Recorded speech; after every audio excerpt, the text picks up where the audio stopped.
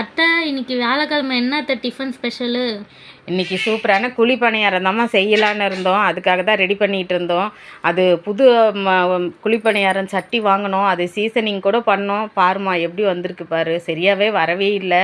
அதுக்கு என்ன பண்ணுறதுனே தெரியல. உங்களுக்கு அந்த மாதிரி சரியாக குழி பணியாரம் வரல, அதுக்கு என்ன பண்ணுறதுன்னு உங்களுக்கு தெரிஞ்ச நீங்கள் கமெண்ட் பண்ணுங்கள் எங்களுக்கு. இன்றைக்கி புதுசாக ஒரு டிப்ஸு தான்மா நம்ம வியூவர்ஸ்க்கு.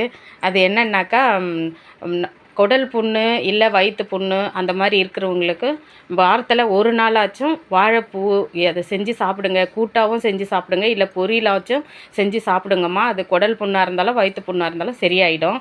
இன்றைக்கி ஆல்ரெடி நாங்கள் அந்த குழிப்பணியார மாவை அப்படியே தாளித்து இட்லியாக ஊற்றலான்னு ரெடி பண்ணிட்டோம். சின்ன வயசில் எனக்கு அம்மா அந்த மாதிரிலாம் செஞ்சு கொடுத்துருக்குறாங்க. தாளிப்பு போட்டு இட்லி, இந்த உப்பு உருண்டை அதெல்லாம் செஞ்சு கொடுப்பாங்க. அதெல்லாம் நல்லாயிருக்கும் சாப்பிட்றதுக்கு.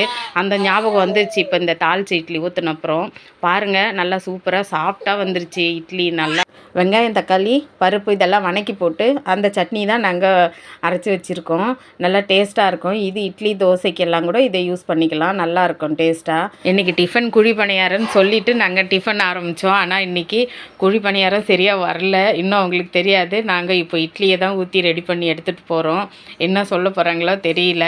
இன்றைக்கி நம்ம வீட்டில் இட்லி ரெடி ஆயிடுச்சு. சூடான டிஃபனு சூப்பராக இருக்குது.